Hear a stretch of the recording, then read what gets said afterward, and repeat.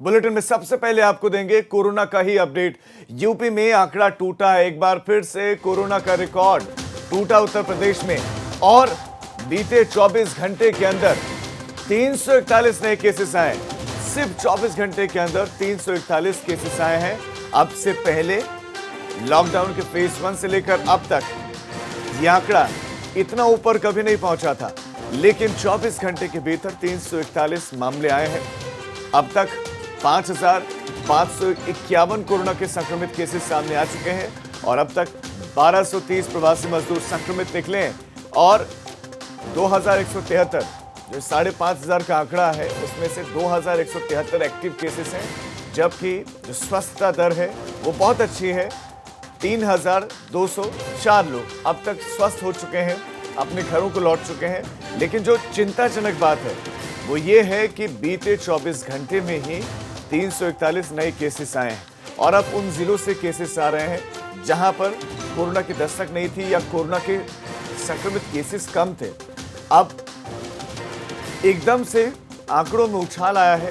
341 24 घंटे के भीतर 100, 150 यहीं तक ये आंकड़ा सीमित रह रहा था और थोड़ा सा ऊपर जा रहा था, लेकिन 341 केसेस आना बीते 24 घंटे के अंदर कहीं ना कहीं खलबली मचा देने वाला है।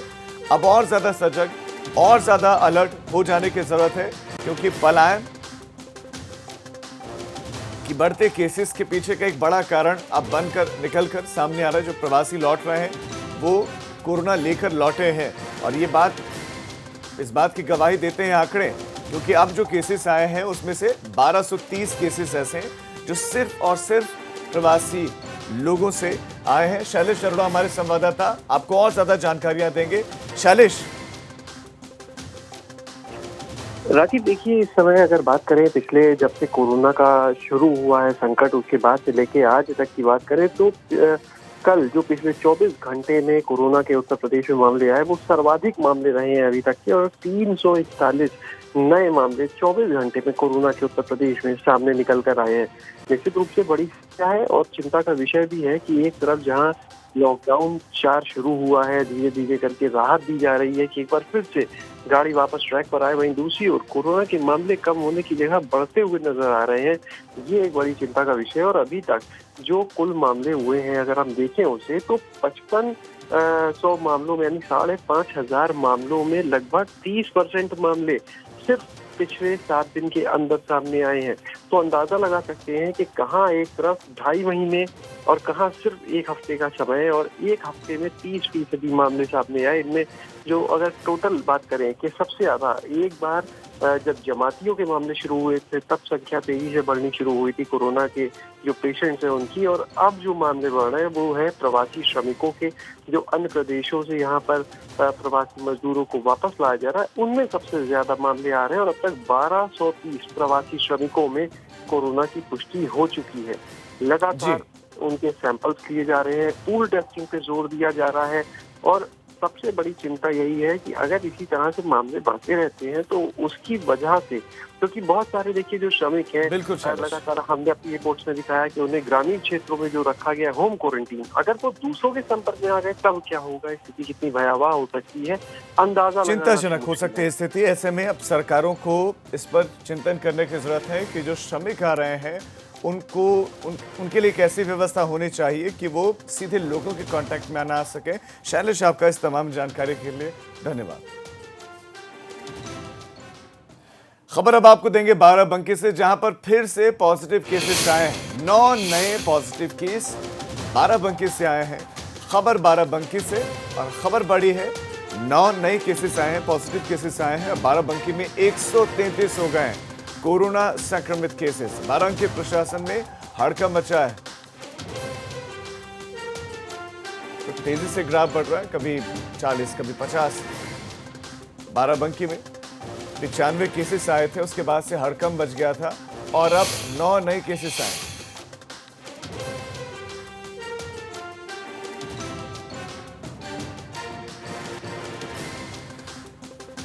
सतीश कश्यप हमारे संवाददाता इस खबर पर ज्यादा जानकारी के साथ जुड़ गए हैं। सतीश, बाराबंकी जिला अब अचानक सुर्खियों में है क्योंकि इतने केसेस और इतनी बड़ी संख्या में एक साथ किसी और जिले से नहीं आए थे जितने बाराबंकी से आए हैं। अभी के वहाँ के हालात बताइए, जो नए केसेस आए इनके बारे में बताइए कि ये कौन लोग हैं, क्या ये प्रवासी हैं या बाराबंकी के रहने वाले लोगों तक कि कोरोना पहुंच गया है? जी, ये बिल्कुल ये बाहर के रहने वाले हैं, प्रवासी मजदूर हैं जो बाराबंकी जो है आए हुए थे और ये जो है होम क्वारंटीन के लिए जो है ये रखे गए थे। जिलाधिकारी ने इस बात की पुष्टि की है कि ये जो है महाराष्ट्र और जो है गुजरात से लौटे हुए थे, जिसमें से 9 संक्रमित लोग हैं और जो है 130 का आंकड़ा पहुंच गया है, क्योंकि जो है 17 और 18 तारीख में जो सैंपल भेजे गए थे उनकी रिपोर्ट आई है, जिसमें से जो है एक रिपोर्ट में जो है 6 लोग हैं और बाकी एक रिपोर्ट में है 3 लोग हैं। तो दोनों रिपोर्ट में 9 लोगों का आंकड़ा पहुंचा है और अब टोटल जो है 130 लोगों का हो गया है। लगातार जो है अधिकारी अब जो है दौरा भी कर रहे हैं, क्योंकि जो है जिस तरह से अभी पिछले दिनों मार्केट खुली हुई थी तो अधिकारियों ने जाके पूरी मार्केट बंद करा दिया है और जगह जगह जो हॉटस्पॉट बनाए गए हैं। बाराबंकी में लगातार जो मरीजों का आंकड़ा बढ़ रहा है, तो कहीं ना कहीं जो बाहर से प्रवासी मजदूर आ रहे हैं, प्रवासी लोग आ रहे हैं, उनके जो है सैंपलों में ये सब देखने को मिल रहा है कि जो कोरोना का पॉजिटिव केसेस है अक्सर जो है शरीर में बाहर से जो प्रवासी आए हैं उन्हीं में जो है लगातार मिल रहा है। तो कहीं ना कहीं बाराबंकी के लिए लगातार मुश्किलें बढ़ रही हैं। जी सतीश, आपका इस तमाम जानकारी के लिए धन्यवाद। तो मुश्किलें बढ़ रही हैं और अब प्रशासन को हरकत में आके इन केसेस को रोकना होगा। चुनौती हालांकि होगी सामने। वंदे भारत मिशन के तहत लगातार भारतीय लौट रहे हैं, आ रहे हैं और मलेशिया से भारतीयों को लेकर विमान आया है।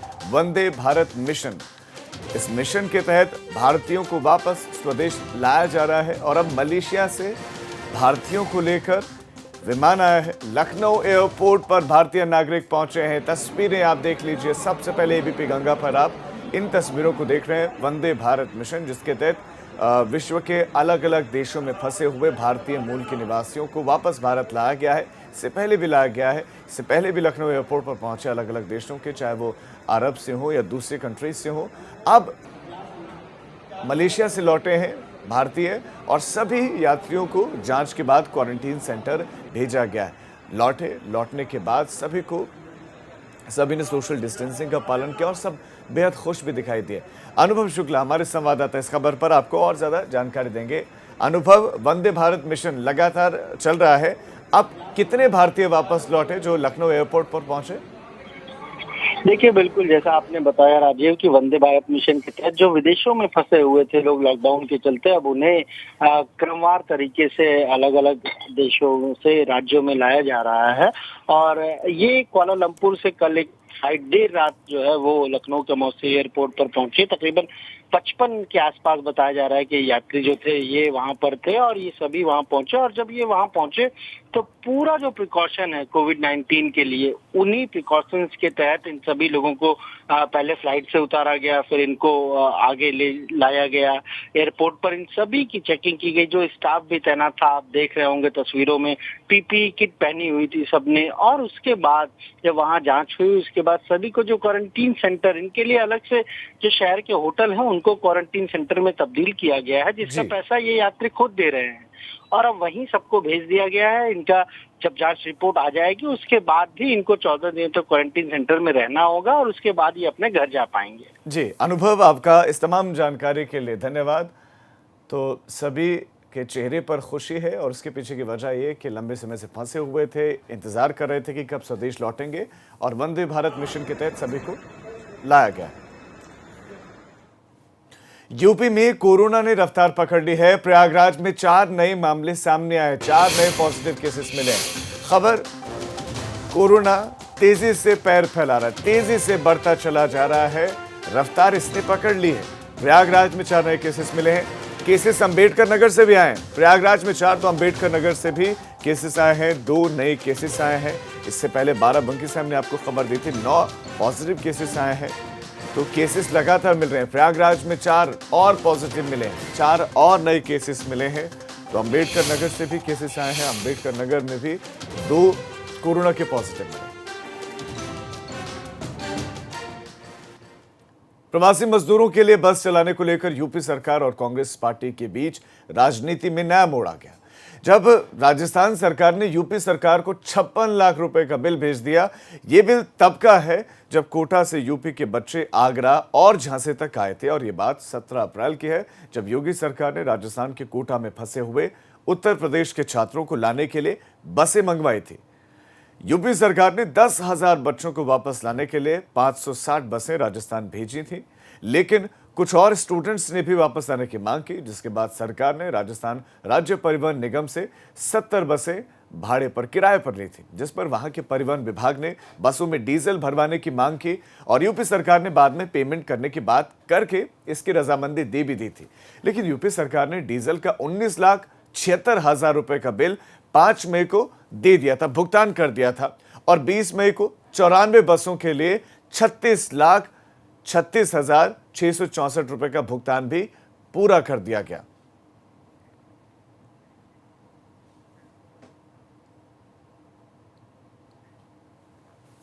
प्रदेश में पिछले 2 दिन से बस की सियासत सुर्खियों में। हालांकि कांग्रेस की बसें वापस चली गई, लेकिन अब बीजेपी इन बसों के जवाब में नया तरीका ढूंढ लाई है। ये तरीका है बसों को सैनिटाइज करने का, जिसकी कमान आगरा में खुद सांसद एसपी सिंह बघेल ने संभाल ली है और बसों को सैनिटाइज कर रहे हैं। इस मौके पर उन्होंने कहा कि हम काम करते हैं और कांग्रेस सियासत। पूरे उत्तर प्रदेश में मजदूरों को लेकर सियासत हो रही है और किस तरीके से बसों का इंतजाम सरकार कर रही है, इसको लेकर विपक्ष हमलावर है। लगातार चिट्ठियों का दौर चला। ऐसे में आगरा के सांसद खुद इस समय लगातार आईएसबीटी आते हैं, बसों को सैनिटाइज करते हैं। हमारे साथ हैं सांसद जी। आप बताइए, आप बसों को सैनिटाइज कर रहे हैं और बसों को लेकर ही सियासत चल रही है, क्या लग रहा है आपको? कल आपने 500 बसें लौटा दी भरतपुर बॉर्डर से। सियासत और सेवा में बहुत फ़र्क है। इंसान की ज़िंदगी से बढ़ के कुछ नहीं है। किसी भी प्रकार की कोई बस भेज देगा, अनफिट हो, फिटनेस सर्टिफिकेट ना हो, ड्राइवर कंडक्टर का वेरिफिकेशन ना हो, परमिट ना हो, रजिस्ट्रेशन ना हो, बीमा ना हो, कार की जगह गाड़ी की जगह अगर ऑटो का नंबर है या ट्रैक्टर का नंबर है तो वो हम लोग। सवाल ये है कि 1049 बसों में से 879 बसें तो ठीक थी, और प्रियंका गांधी ने स्टेटमेंट देकर कहा कि खुद सरकार स्वीकार कर रही है इतनी बसें ठीक है, तो आपत्ति काल में चलने शंका वहीं जब 14,000 बसें हम पर खुद है। उन्होंने पूरी कांग्रेस पार्टी जिसने 40-50 साल राज किया है, केवल एक चिट्ठी लिख करके वो समझते हैं कि हो गई पॉलिटिक्स। तो एक चिट्ठी लिखने से ही नहीं काम चलता है, चिट्ठी से सियासत हो गई। ये देखिए जीरो ग्राउंड पर, यहाँ पर आप देख रहे होंगे कि ये मैं खुद, हालांकि ये काम प्रशासन का है, लेकिन आगरा के एमपी होने के नाते मेरे पास बहुत कार्यकर्ता हैं, लेकिन पास ना होने के कारण खुद भी करना पड़ता है।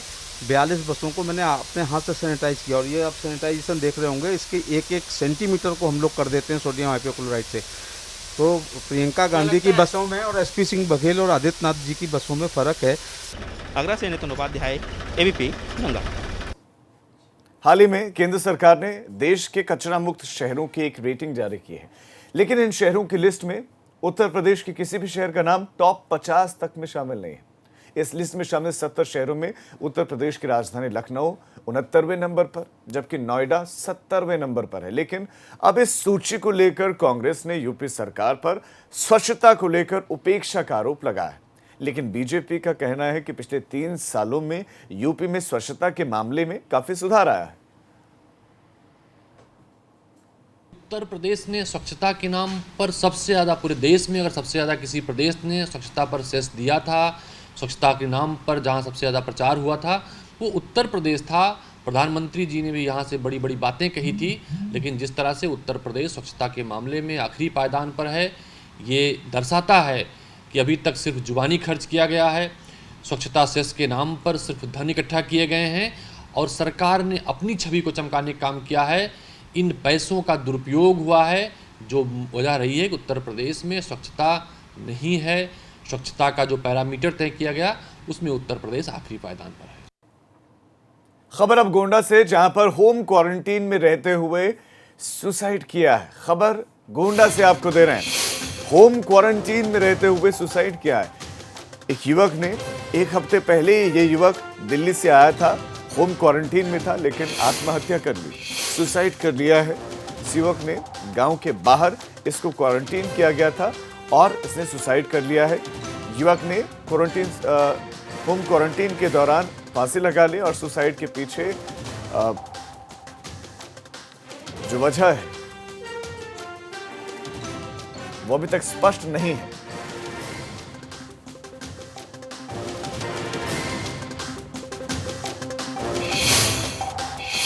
कई सारी वजहें माने जा रही सुसाइड के पीछे। गांव से बाहर उसको होम क्वारंटीन किया गया था।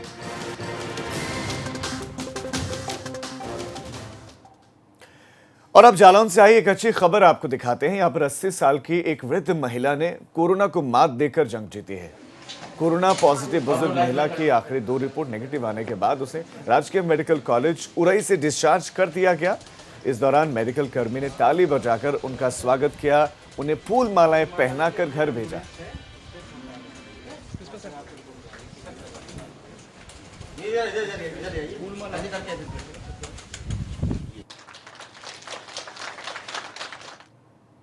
अब एक छोटे से ब्रेक के लिए हम रुक रहे हैं, हम फौरन लौट रहे हैं। आप देखते रहिए एबीपी गंगा।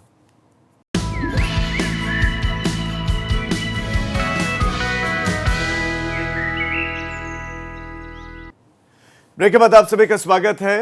आज से रेलवे के काउंटर खुलेंगे, ये बड़ी खबर आपको दे दें। आज से काउंटर खुल जाएंगे रेलवे के और आज से रेलवे काउंटर पर टिकटों की बुकिंग भी होगी। तो शुरुआत हो रही है आज से, रेलवे के काउंटर खुलेंगे, टिकट बुक किए जा सकते हैं। रेलवे ने पहले कहा है कि वो ट्रेन चलाएगा और जनरल भी चलेगी, स्लीपर, एसी क्लास भी चलेंगी अब, क्योंकि इससे पहले जो रेल चल रही थी उसमें सिर्फ जो एसी कोचेस हैं वही चल रही थी। लेकिन अब एक तारीख से लॉकडाउन खत्म होने के बाद से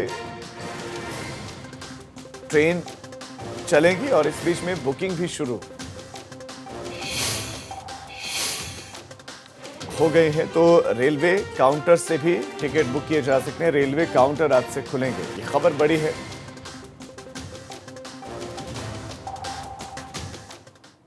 इस बीच एक बड़ी खबर अंबेडकर नगर से मिल रही है, जहां पर बड़ा सड़क हादसा हुआ है। अंबेडकर नगर में सड़क हादसा हुआ है। तेज रफ्तार बस ने सिपाहियों को रौंद डाला है। तेज रफ्तार बस ने सिपाहियों को रौंदा है और जिला अस्पताल में सिपाहियों का इलाज चल रहा है। अकबरपुर बस स्टेशन के पास की यह घटना है, जहां पर तेज रफ्तार बस ने सिपाहियों को रौंद डाला, आगे बढ़ गई। बड़ा सड़क हादसा हुआ है। सिपाही इसमें घायल हुए हैं। उपचार के लिए जिला अस्पताल में उन्हें भर्ती किया गया है, जहां पर डॉक्टर्स उनका उपचार कर रहे हैं।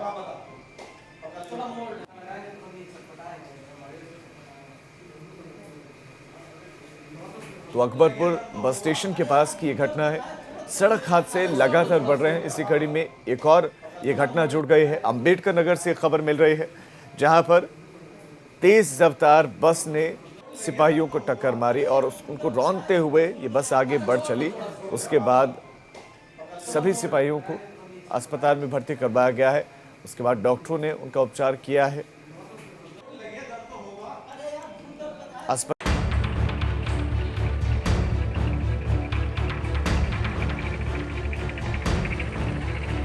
पूरी दुनिया इस समय कोरोना वायरस से लड़ रही है। ऐसे में कोरोना वॉरियर्स का हर गली मोहल्ले और चौराहों पर सम्मान भी हो रहा है। लेकिन सुनने में ये बात बेहद अजीब लग सकती है कि गोरखपुर में 4 माह पहले तैनात किए गए 40 सफाई कर्मियों को उनके वेतन का भुगतान नहीं हुआ है। हैरानी तो तब और भी हो जाती है जब उनके कचरा ढोने वाले वाहन को 26 जनवरी के दिन गोरखपुर के महापौर और नगर आयुक्त ने खुद हरी झंडी देकर रवाना किया हो। दरअसल गोरखपुर के नगर निगम में कुल 3000 सफाई कर्मी, वाहन चालक और सुपरवाइजर्स तैनात हुए हैं। इन्हें सीएलसी यानी सिटी लाइवलीहुड के तहत जरूरतमंद होने पर रजिस्ट्रेशन के बाद ही रखा जाता है। लेकिन 4 माह से तैनाती के बाद से इन्हें अब तक वेतन नहीं मिला है। कर्मचारियों के मुताबिक वो सारी जरूरी प्रक्रिया पूरी कर चुके हैं, लेकिन अभी तक उन्हें कोई वेतन नहीं मिला है। जबकि महामारी के बीच ये कर्मचारी सुबह 6 बजे से दोपहर 2 बजे तक घर घर से कूड़ा उठाने का काम करते हैं। यही होता है कि इस महीने में आएगा चाहे अगले महीने में आ जाएगा, तो 2 दिन में आएगा, 24 घंटे में आएगा। कैसे जीवन यापन करते हैं? सर अभी तो ऐसे चल रहा है, इन कोई रणनीति बनाएंगे हम लोग। इसी तरह चलेगा? नहीं, इसी तरह सर चलेगा। तो कैसे लॉकडाउन में हम लोग खाएंगे, हमारे बच्चे हैं। नहीं, हम लोगों ने बहुत शिकायत किया है, ऐसी कोई बात नहीं है। हमारे मतलब ड्राइवर मित्र हैं, कई बार बोले कि नगर निगम कार्यालय पे जाकर ये फॉर्म जमा कर दो, वो जमा कर दो। 3 से 4 बार हम लोगों ने फ़ोटो और जो भी प्रक्रिया होती है लेकर हम लोगों ने जाकर जमा किया, लेकिन अभी सैलरी की कोई उम्मीद नहीं दिखाई दे रही है। लॉकडाउन के दौरान 4 माह से वेतन नहीं मिलने की वजह से इन कर्मचारियों को बेहद परेशानी का सामना करना पड़ रहा है। इनके सामने परिवार और बच्चों के भरण पोषण की समस्या सामने आ रही है। सफाई कर्मी मोहन का कहना है कि विरोध करने पर चाबी छीनने की धमकी मिलती है, जबकि वो रोजाना गाड़ी लेकर निकलते हैं तो फूल माला से स्वागत होता है। लेकिन ऐसे स्वागत का क्या फायदा? हम लोग भुखमरी के कगार पे हैं। 4 महीने से सैलरी हम लोग को नहीं मिला है। सैलरी के लिए हम लोग जब भी करते हैं तो आश्वासन देते हैं बार बार कि 2 दिन में मिल जाएगा, 4 दिन में मिल जाएगा, लेकिन सैलरी हम लोग को नहीं मिला है। बस आश्वासन मिलता है कि अगले हफ्ते में मिल जाएगा, इधर मिलेगा, लेकिन मिलता नहीं है। कैसे चलाते हैं? और कोई कुछ नहीं, साधन है सर। हम लोग परिवार क्या भूखे मर रहे हैं। हम लोग 4 महीना हो गया, सैलरी नहीं मिला है। गाड़ी जब भी निकालते हैं तो फूल माला से हमेशा हम स्वागत करते हैं, लेकिन सैलरी के लिए कोई नहीं, कुछ नहीं करते हैं सर। अब बोलने पे लोग धमकी देते हैं कि चाबी छीन ली जाएगी, ये होगी, वो होगी। सुना आपने इस सफाई कर्मी की बात। ये सच भी है, जब पेट खाली हो तो गले में पड़ी फूल माला अच्छी नहीं लगती। वहीं इस मामले पर गोरखपुर के नगर आयुक्त का कहना है कि इस मामले की जांच कराई जाएगी और जो भी दोषी होगा उसके खिलाफ कार्रवाई की जाएगी।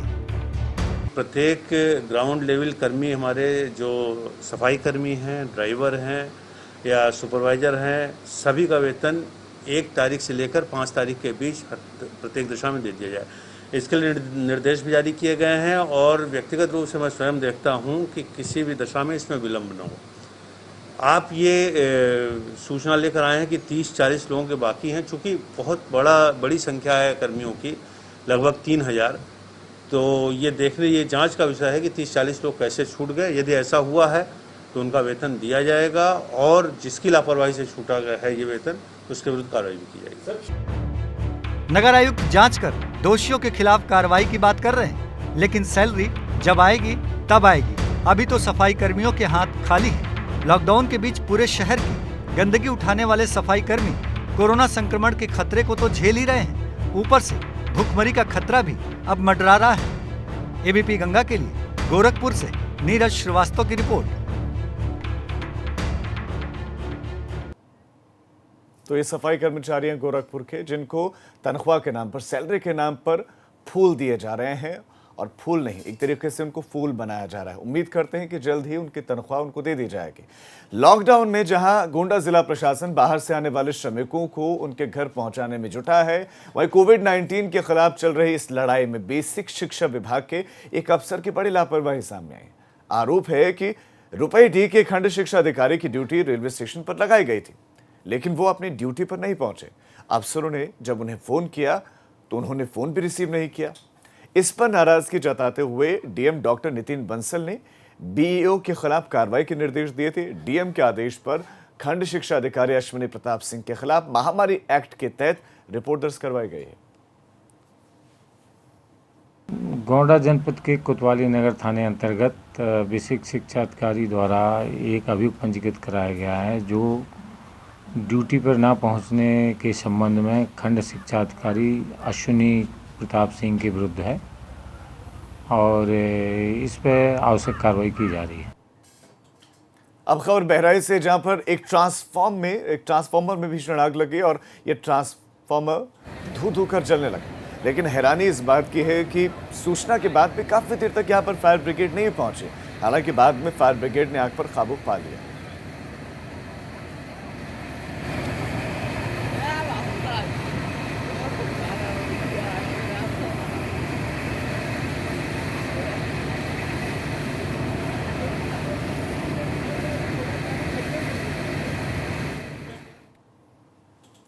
इधर बहराइच में भी जबरदस्त आग का तांडव देखने को मिला और दौलतपुर गांव में 8 घर जलकर खाक हो गए। हाई टेंशन लाइन से चिंगारी निकली और उस चिंगारी के बाद आग लग गई और देखते देखते 8 घर जलकर खाक हो गए। बहराइच की तस्वीरें, जहां पर हाई टेंशन लाइन से चिंगारी निकली और उसके बाद 8 घर यहां जलकर राख हो गए।